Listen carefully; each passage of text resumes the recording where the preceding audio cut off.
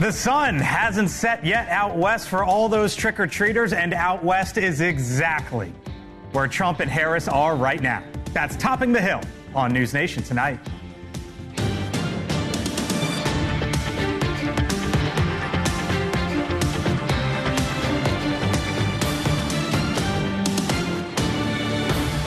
Donald Trump, you never see him around strong, intelligent women, ever.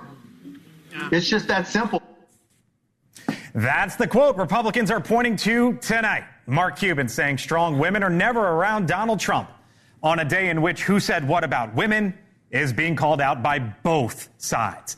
The narrative, though, perhaps turning after Kamala Harris tried to turn the attention on Trump for saying this. I'm president. I want to protect the women of our country. They said, sir, I just think it's inappropriate for you to say, pay these guys a lot of money. Can you believe it? I said, well, I'm going to do it whether the women like it or not. This is just the latest on a series of reveals by the former president of how he thinks about women. Hello and good evening. Welcome to Washington. I'm Blake Berman. Many parents and their kids right now getting ready for those trick-or-treating plans. It's still midday out west, which is perhaps why both Trump and Harris are in those key states at this moment right now. And that's where we begin this evening here on the Hill. With just 5 days to go, our Nancy Liu is in Arizona covering the vice president this evening. But we begin tonight with our Robert Sherman, once again for us in Nevada. Robert? Hey there, Blake. Yeah, that event coming up in Nevada shortly. But earlier today, the former president on the ground in New Mexico, not one of the traditional battleground states, and a Republican presidential candidate hasn't brought it home in 20 years. 2004, George W. Bush was the last one to do it, but the former president stumping there today as he tries to go on offense this week. The campaign hoping to expand the map and put some pressure on Vice President Kamala Harris, and in hopes of pulling those voters into his camp, he preached a message focused on the economy and personal finance. Take a listen. I will make America affordable again. It's not affordable. Because these lunatics who we have running our government, they've allowed inflation to rise to a level that we've never seen before, and it's not affordable. They've come down, the prices came down, and now they're going shooting back up again. It's terrible. And as the focus now shifts to Nevada, that is the top issue here in the Silver State, the economy, far and away, according to a survey covered by Rasmussen. And you take a closer look at the economy here. Nevada, home to the highest unemployment rate when it comes to states in the entire nation, only second to Washington, D.C. Weekly grocery prices, second highest in the nation, backed by only California. And the service industry makes up over 1/5 of the statewide workforce here. So that's why the Trump campaign believes that their message, talking about no taxation on tips and focusing on those kitchen table issues, they're hoping that creates an opportunity for it to resonate here. Blake?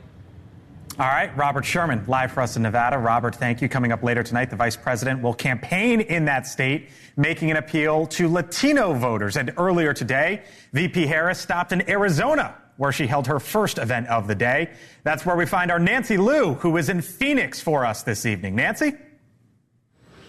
And well, Blake, the stop here also included a concerted effort to reach out and energize Latino voters, obviously a key voting bloc here in Arizona. However, despite polling in this border state, which shows immigration as a top 3 issue for Arizonans, Harris made no mention of immigration today.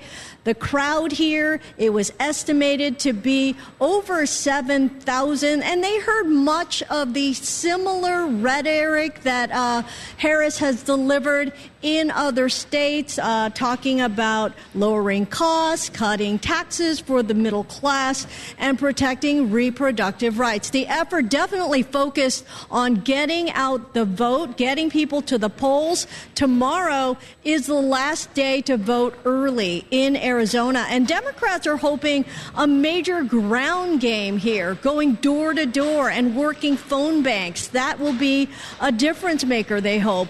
As many recall, Joe Biden won Arizona 4 years ago by just 10,000 votes. And from here, VP Harris heading up to Nevada, where more supporters are waiting to hear from her right now in Reno. This is a live picture from there. And tonight, Harris will be in Las Vegas for an event featuring remarks by J-Lo, a well-known and proud Puerto Rican. Nevada, Arizona, it is home to over 100,000 Puerto Ricans, many who are still outraged by what happened during that Trump event at Madison Square Garden last week. Blake?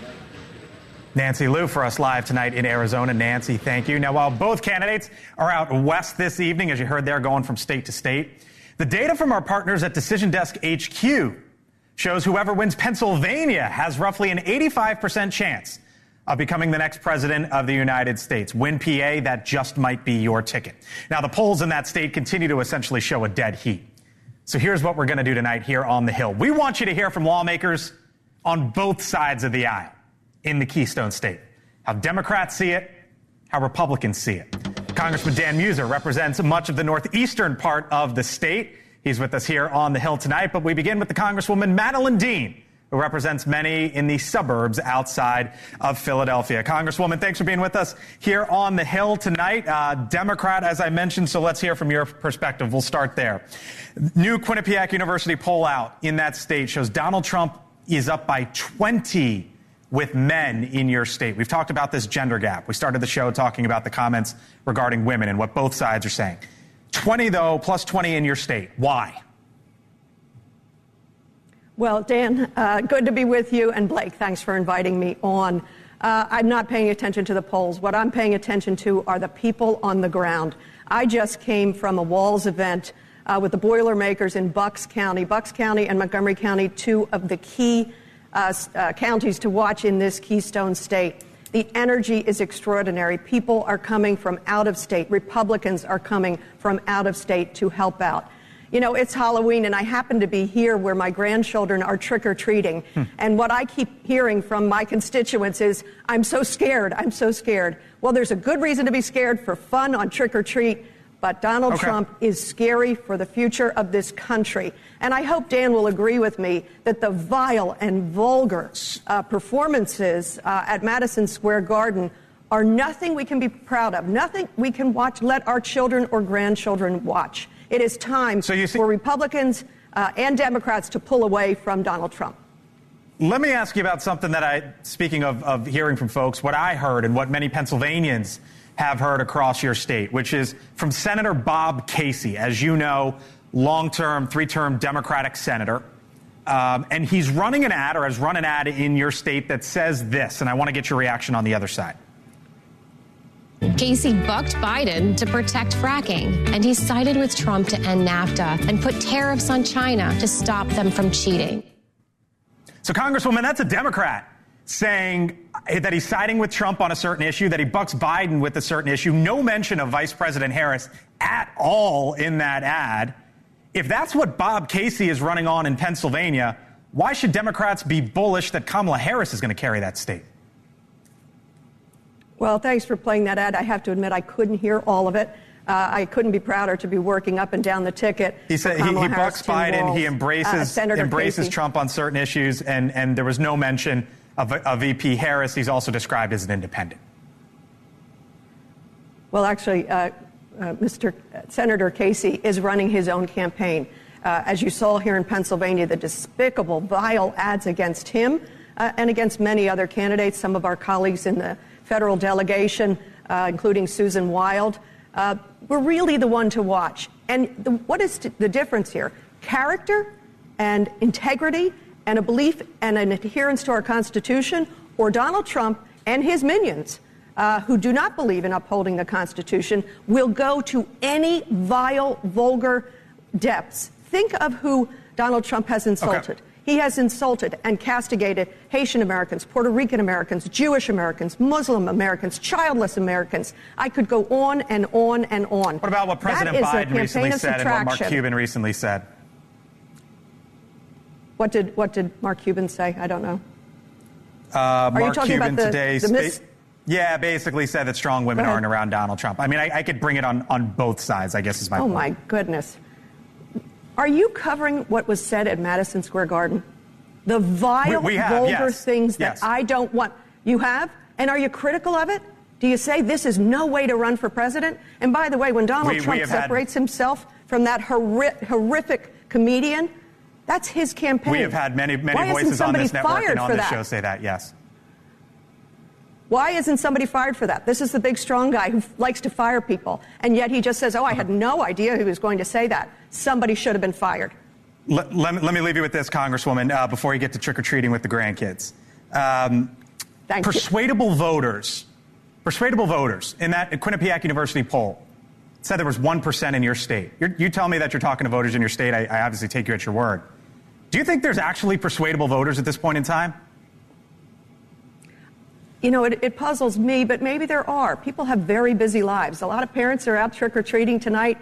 They're worried about their jobs. They're worried about their future. They're worried about their children's future. They're worried about, will we have a democracy come January? So maybe there are some who are still persuadable. And I think what has just been so persuasive is the closing arguments by Donald Trump and those who support him. And elected officials who do not separate themselves from this vile campaign, they're going to have to answer to their kids and grandkids. All right. Congresswoman Madeleine Dean, again, thank you for being with us here on the Hill. I told our audience we wanted to hear from both sides. She is a Democrat from the Philadelphia area, the suburbs. Let's bring in Congressman Dan Muser. He is a Republican who represents parts of the central part of that state up to the northeastern central part of that state. As I mentioned, Dan Muser, a Republican. All right, let me start with you, Congressman, and thank you for being with us here on the Hill, 6 o'clock Eastern here on Halloween, with the question that I left the Congresswoman with. Do you believe there's any persuadable voters left in your state at this point in time? Good to be with you, Blake. And yes, Madeleine, nice being with you. Well, maybe. Look, what we're about is assuring that we have an informed electorate, because an informed electorate, based upon the records of both candidates, will vote for Donald J. Trump. When Donald Trump was in office, our economy was perhaps never stronger. There was no inflation. Gasoline prices were low. There were grocery prices were stable, and our border was secure. There was peace throughout the world, and natural gas prices we were shipping natural gas overseas. We had trade agreements. We had the Abraham Accords. There was no invasion of the Ukraine. Look, the list just goes on and on. And let's look at the last 4 years of of Biden-Harris. The economy is an absolute wreck. The world is unstable. The border is perhaps the most unmitigated disaster our country perhaps has ever seen. And she was in charge of it. So if people want to look at this a little bit policy-wise, that's that. Now let's talk about the lies. Okay, I just listened to a radio ad from Kamala Harris on Donald Trump. 98% of it was a complete, utter lie. And I know what I'm talking about. And I'm not here just to be partisan and say, oh, my God, did you hear the vile remarks? I'd like to know the examples of that. Okay, that comedian's remarks. Well, you are here. So hold on, Congressman, because you are here wearing a vest. And clearly your message is trying to hammer on the garbage comments that President Biden made that the White House said essentially he didn't make. You just heard from Madeleine Dean about the comments that she talked about that were at Madison Square Garden. What would you say to her? And as I mentioned in your state, at this point, if there's less than 1% who are persuadable, do you think any of this rings home in the last week of the election, or do Pennsylvanians know who they're voting for? And at this point in time, it's simply about turnout. Yeah, there's a lot taking place. Yes, there are those that are undecided who say, enough. Maybe they want to vote for Harris because they're lifelong Democrats, but they're looking at the results of the policy and they say, how can I do that? Look what's happening with the unions. All the unions are favorable. Certainly the latest polls, like Madeleine says, she doesn't want to look at the polls. I mean, all the polls are lurching towards Donald Trump. And the momentum in the field, I mean, is obvious with what he did at McDonald's to show that, he worked at McDonald's longer than Kamala Harris ever did. Look, she lied. You don't have a lot of respect for people when you lie to them regularly, right? Congress, the fracking and many other issues, she's not told the truth about.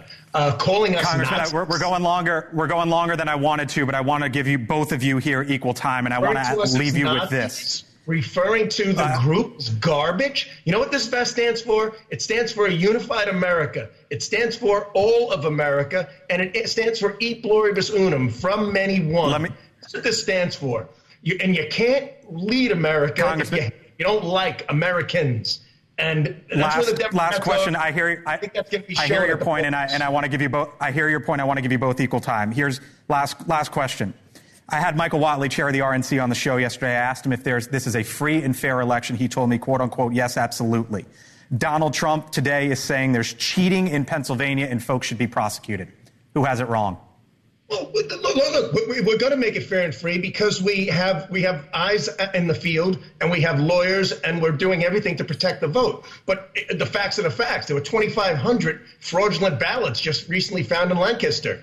The Bucks County situation where they closed down, where it was Republicans in line to secure their vote, to make it in person, to deliver their ballot in person. There's examples of it. It's not a subjective thing. It's not an opinion. It's happening, but we're stopping it.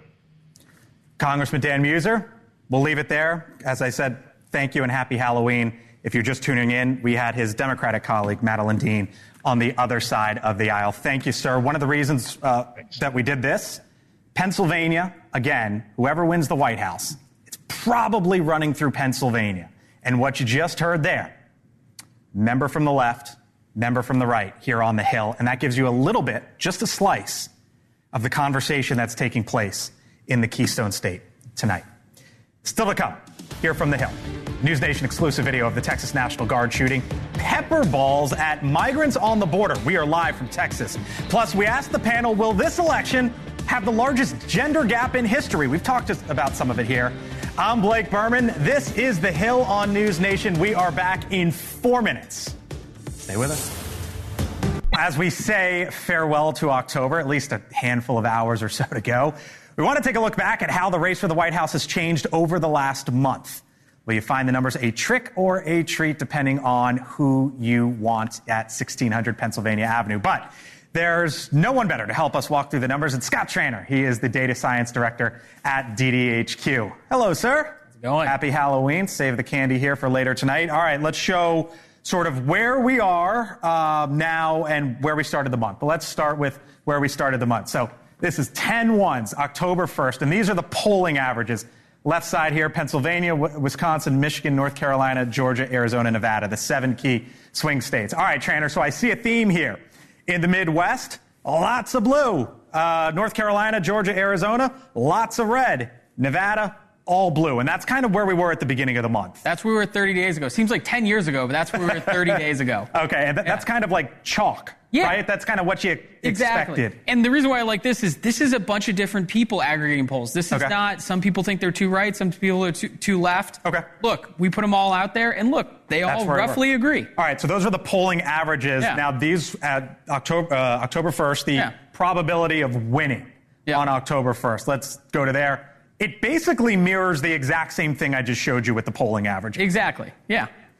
Yeah. Look, over the last 30 days, this is what it looked like just a month ago. Okay. So basically the probability of winning sort of mirrored, even though these are very tight races, sort of mirrored where it was. All right.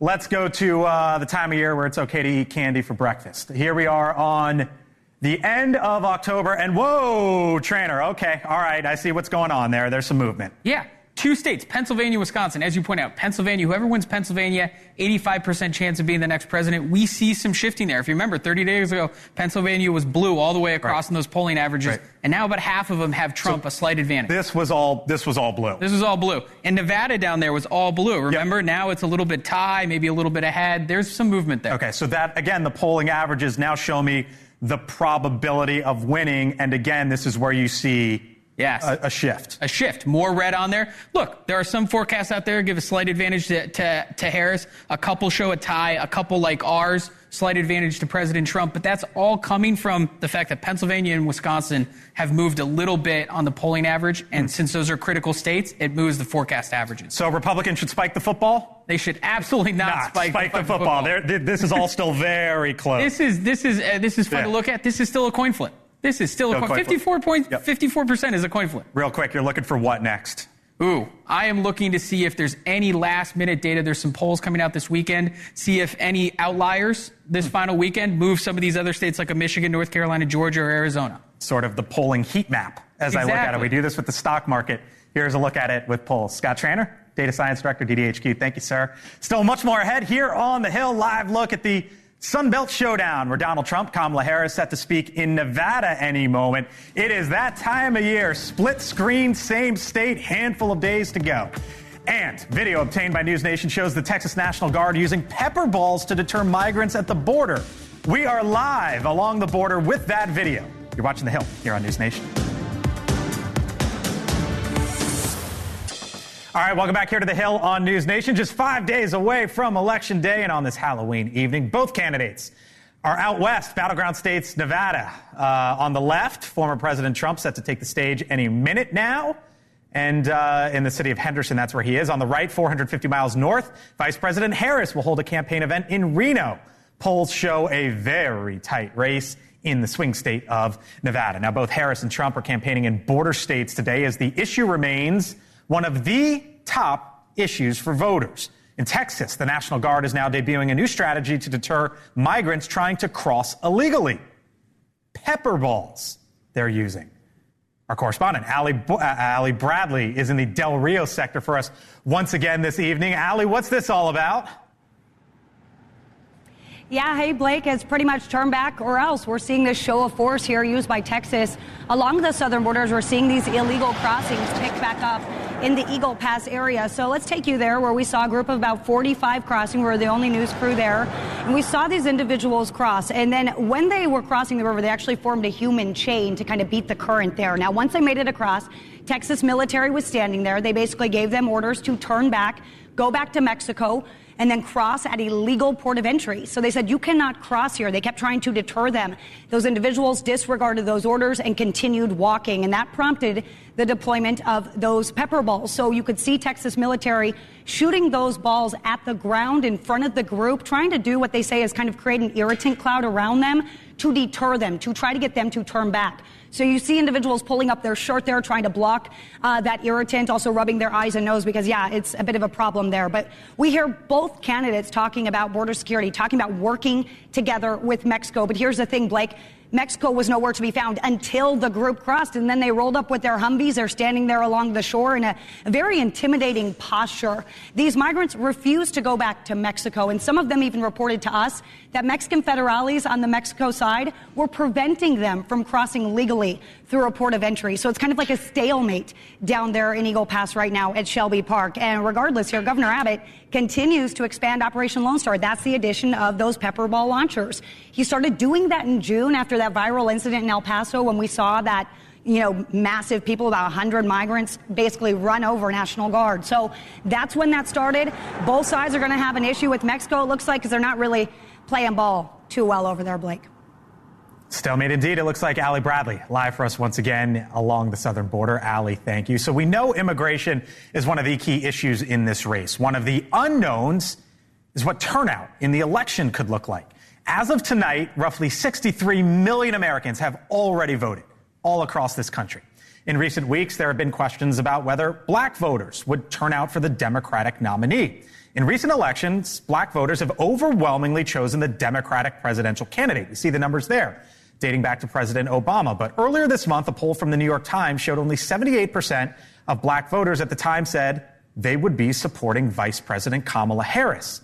The head of the NAACP, Derek Johnson, writing in an op-ed this week, quote, "Black men do vote, but does America listen?" Derek Johnson, the head of the NAACP, joins us live here on The Hill. Thanks for being with us tonight. I appreciate your time, sir. Tell me what you meant there in the op-ed that you just published the other day.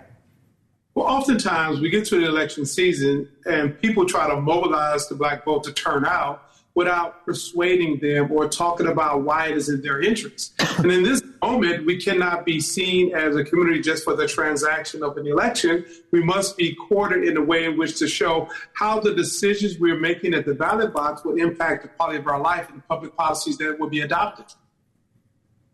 You say that voters need to be courted. I hear you there. I wonder what you're seeing in North Carolina and in Georgia, because turnout is low, Derek, as you know, among black voters. North Carolina, 21% of the state is black. Only about 17.5% of the ballots that have been returned from black voters. Georgia, 32% of the state black, 26% only from black voters. Why do you think that's happening, Derek? That turnout, at least at this point? I know there's still election day, obviously, but why do you think that's happening as of now? This is the pattern in which how African Americans vote. You will have overwhelming turnout on election day. In some of those very areas, if you look at the target precincts, there is a higher turnout, early voting. So it all varies from community to community based on the habits in which community votes. Some vote early, some vote on election day. But I can assure you for this election cycle, you will see an overall high African American turnout. Okay. I wonder, sir, what you make of the comments that were made by former President Obama in Pennsylvania earlier this month. He was speaking to a group of black men and said this, and I want to get your reaction on the other side. You're thinking about sitting out or even supporting somebody who has a history of denigrating you? Because you think that's a sign of strength, because that's what being a man is, putting women down. That's not acceptable. He went on to say, part of it makes me think that you just aren't feeling the idea of having a woman as president. What did you make of the comments there from President Obama, and should he have said that? Well, I'm more concerned with the Nazi-style rally that took place earlier this week in Madison Square Garden. I'm more concerned with Project 2025. I'm more concerned with hold on one second. You think that was I just want to make sure. You think that was a Nazi-style rally in Madison Square Garden? Oh, absolutely. If you know the history of this country in the mid-30s, when there was growing sympathy and admiration for Hitler in Germany in the midst of the New Deal policies, I was very similar when they got to Madison Square Garden and had a similar rally. Anytime you have that type of hate being spewed and targeted at communities, whether it's African American, Jewish, Puerto Rican community, Latino community, that is something that should not be acceptable. And so for the news coverage, I think it's more important to make sure that we promote conversations around civility and working together, and not divisive activity or ignore the level of divisive activity. What would you say though to Donald Trump, who says we need, first off, to Republicans who say do not compare us to Nazis, just average Republican voters, and to Donald Trump, a Republican presidential candidate, who says stop comparing me to Hitler? Well, unfortunately, in many ways he should stop pretending to be like a Hitler or want to be a dictator or repeat or embrace those who we know are white supremacists. We are in a country that's the most diverse we've ever been. We should embrace our uniqueness and unify this country and not tear one another down because of the differences that people come to the table with. Will you endorse Vice President Harris? But in NAACP, we're nonpartisan. We don't endorse candidates of political parties. We do have a lot of concern with the public policy priorities. We are concerned with the level of divisiveness and hate speech that we're seeing building up in this campaign. We are concerned that speech turns to actual violence. And as a result of that, we're going to be focusing on that. Our job is not to tell people how to vote, but we are calling out that public policy priorities and recommendations like Project 2025 will subvert democracy and minimize opportunities for many in this country, black, white, young, and old. Let me leave you with this then, Derek. Again, Derek Johnson, head of the NAACP, with us here on the Hill. Your organization recently conducted a survey of black men under 50. In August, Donald Trump had 27% support. In October, 21% support. That's still roughly 1 in 5 or 1 in 4, however you want to sort of split the numbers there. Why is he, in your view, then gaining this kind of support that he is from black men under 50? Well, three things. One, typically pre-Labor Day, you have individuals who poll differently across the spectrum. After Labor Day, when the political campaigning starts, people start paying more attention to election cycles and what's at the table. You begin to see the shift. Our most recent poll, we see the shift. Secondly, far too many individuals under 50 consume their information on social media platforms. There is a ton of dis and misinformation there. So organizations like ours, we're providing the correct information. But then thirdly, as conversations are taking place, that shift is also taking place. When people really understand what's at stake, that this is not about individuals or political parties, it's about public policies. The decisions are being made, and we're beginning to see a drastic shift during this election cycle. Derek Johnson, head of the NAACP. I got to leave it there, running out of time. Thanks for joining me. Appreciate you being with us here on The Hill. Thank you for the opportunity. You got it. Bob Cusack, editor-in-chief of TheHill.com, joins me now. I want to talk about an article on the site, but what'd you make of what you heard there from Derek Johnson? Well, it's interesting. I mean, that is it's a soft spot, especially male black voters. And Trump, obviously, is not going to win that demographic, right, but he's really cutting into it. And I think it was very interesting that he went very hard at Trump on the Nazi MSG. On the Madison Square. I mean, we just had an interview. It's fascinated me, this show, the level of, like, we're there 5 days left, and you're hearing it from all sides, partisan, nonpartisan. Each side thinks they wear the white hat. Yeah, exactly. Perfect, right? Article on TheHill.com right now from Amy Parnes. Democrats start to point fingers even as they hope for Harris win. Tell me about it. Great story by Amy. Basically, there's a lot of concern. Obviously, in 2016, Democrats were overconfident with Hillary Clinton. They are not overconfident now. They think that she could win, but obviously, I think Trump over the last week or so has momentum. I think she could have picked up some momentum with her pretty good lip speech, but then Biden stepped on that message it with the garbage comment. Exactly. So, but now, maybe she should have picked Shapiro if she doesn't win Pennsylvania. There's going to be a lot of second guessing, and it's already started. In Washington, there's a lot of groupthink now about momentum, and anytime I hear groupthink, I get suspicious. Yeah, exactly. Right? Exactly. And you got to wonder if something on the other side is going to happen. Well, I mean, think back to 2016. Kellyanne Conway was blasting the RNC on Election Day because they thought, we're going to lose, and they won. Right. 5 days to go. Bob, hang around. Special election coverage on NewsNation starts Monday. I'll be doing the Hill all week long, but I'll also be joining Marky Martin, host of Morning in America, 6 a.m. I got to set the alarm clock all week long as the votes are cast and counted. I hope you join me at night and in the morning. All right, coming up here on The Hill, how the divide between men and women could impact the election next week. And did you hear what Mark Cuban said today? He's now kind of walking it back. Full panel, other side of the break.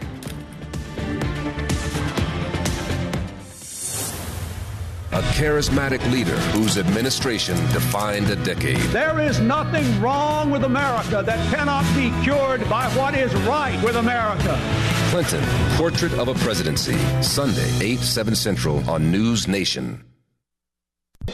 Donald Trump, you never see him around strong, intelligent women, ever. It's just that simple.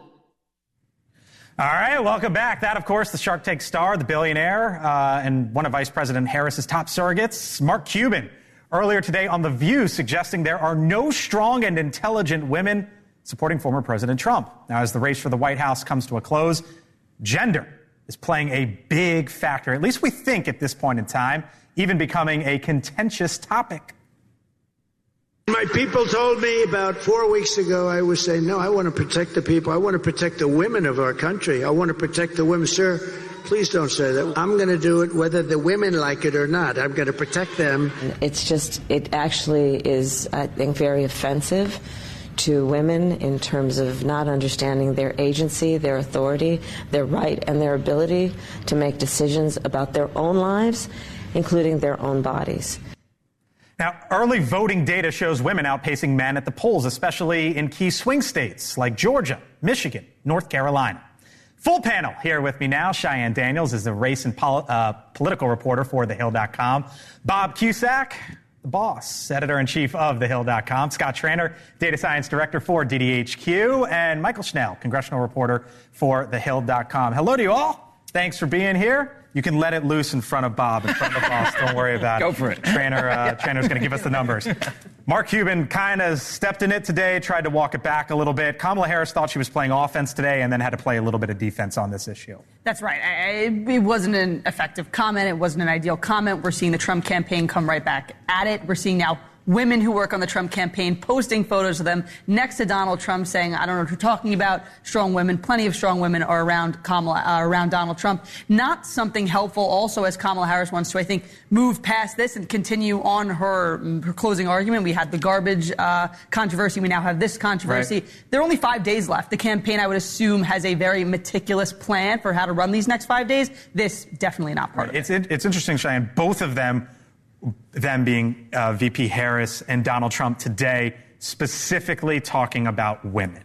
Yeah, absolutely. I think, and this shouldn't really come as a surprise, especially from the Harris campaign. We know that one of her biggest selling points has been on the issue of reproductive and women's health care, right? So for her, she needs to try to get it back together and say, you know, those comments, maybe from Mark Cuban, not necessarily for me. I still want you to vote for me. It's also interesting, though, because unlike Hillary Clinton, she hasn't played the glass ceiling, right. I can shatter the glass ceiling card. Yeah, no, I don't. And I think part of that comes from where she's come from, right? She's already knocked down enough glass ceilings. I don't think she feels a need to keep perpetuating that sort of comment. You know, for her, she's like, I was a prosecutor. I was in the Senate, only the third black woman in the Senate ever. Right. Like she just doesn't feel the need to do it, I think. Talk to me about the numbers, because there are more women than men in the electorate, more women than men who are turning out, at least as of now. Yeah, and Harris has a 10 to 12 point lead nationally, and we see that in the individual battleground states. 2 points, though. Early vote splits aren't necessarily indicative of what we're going to see on Election Day. But if Harris wins Pennsylvania, Michigan, Wisconsin by 2 or 3 points, we're going to look at that mind of why it is. That is a historical gap we haven't seen before in any presidential candidate. But it's also on the other side, too, because as I mentioned in our first interview here, Trump's up like 20 with men in Pennsylvania, and you got to wonder how this all balances out. Yeah, no, you do, and it's I've never seen this type of gender gap. We may never see it again, but that is the battleground, and you look at it, and this is a coin flip either way, and I think it's more. I think Trump has this solid, you know what he's going to get. People know who Trump is. But can Harris get people off the couch? That's the big question. Is this just a Trump phenomenon with the men-women gender gap? I think it's partly, yeah. I think partly, yeah. Yeah, because we don't see it in some of the Senate candidates. We don't see it in some of the other down ballots. So it's just specific to this race. Yeah. I think also part of it may be the fact that, as Cheyenne mentioned, abortion and reproductive rights just playing such a key part in this race. A lot of Democrats are banking on the fact that these abortion ballot initiatives are on the ballot this cycle. They're hoping if you're not too thrilled about Kamala Harris, you don't hate Donald Trump enough, you'll still go to the polls to cast a vote on these abortion ballot initiatives. And when you're there, you may go down ballot Democrat. All right. Meantime, new economic data out in the final days here of the presidential election on issue number 1, the economy and inflation. A gauge closely watched by the Federal Reserve, falling to its lowest levels, an inflation gauge, since 2021. Inflation dropping to 2.1%. On the other hand, the job openings, number of them, also at the lowest level since 2021. You see the trend there, meaning if you're looking for a job, it is harder for Americans to get hired at this point in time. Now, the economy was one of the major topics in last night's NewsNation town hall, where Dana White, UFC, went toe-to-toe with Mark Cuban. Trump has already proven he can build a strong economy, he can secure the borders, and he is somebody that allies and adversaries respect. Those are all very important things. Dana, I love you. You're so wrong. Trump, inflation was up 25% over the Obama economy he inherited. Talk to him about his tariffs. What worked with his tariffs? He had 4 years to make tariffs work with China. China kicked his ass. So entertaining television, Bob. But the reality is, no matter whose side you're on, if you're pro-Harris, pro-Trump, left, right, whatever, 78% of the country right now says their incomes over the last few years have gone higher than their wages, and that is the headwind right now for the incumbent. Yeah, and I was actually talking to somebody who supported Harris, who floated the idea recently. Maybe you should do like a inflation rebate kind of proposal where you actually get the money back. Come on. She didn't Well, endorse everything it, is like free in this election. No at this kidding. point. Why not Donald throw that Trump's on giving top? that out for free. She, Well, yeah, but at the same time, like 18 months ago, we were talking about a possible recession. But politicians don't get credit for something that doesn't happen. And that hasn't happened. It's an interesting dynamic because you got the stock market ripping, which is good for 401ks if you have them. But unemployment's up, job numbers are down. So that's sort of the dynamic here. Is the reality that this has already been baked in, Scott, and what you felt 6 months ago or a year ago is how you're going to feel now? Yeah, and it's baked in because the economy's been the number one issue for multiple years now. The one interesting thing is it's a bipartisan issue, right? 78%, you're going to get Republicans, Democrats, Independents. So basically, both candidates are trying to say, I feel your pain even more, and I will give you or try and fix your pain even more. They're going after the same feeling, just different ways. And as both of you know, whoever wins the White House, whoever controls that building behind me, first thing they got to do, or one of the first things, is the tax code. Right. They got to take it up next year, and that could be the biggest story next year. It's going to be absolutely the biggest story on Capitol Hill if that's the case. Republicans, for months now, have already been talking about if we have this trifecta, we want to use budget reconciliation, we need to extend the Trump tax cuts. It is going to be a fierce fight in that building, and it's definitely going to be top 5 priorities. Your money at work. Thank you all. Appreciate it. Thanks for coming in tonight. Other side of the break, Leland Vittert, host of On Balance, joins me live. Stay with us.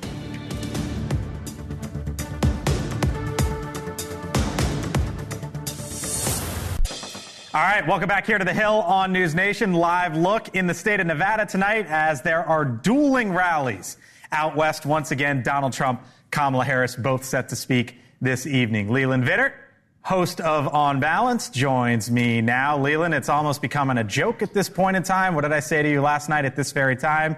Me, you, 2 split screens, same time, same place. Here we are. Well, we only have a couple of more days left, right? And there is going to be election night. Now, whether or not we get an answer on election night is a different question. But election day will not move. And this is the sprint, right? You leave nothing, as we say in TV, you leave nothing in the green room. Nothing in the green room, exactly. Speaking of green room, Geraldo Rivera coming up on your show tonight, right? He is on deck, and we have Donald Trump coming out. Man, Trump keeps running late for your show. I don't understand. And, you know, the next time that Donald Trump or any former president is on time will be the first one, right?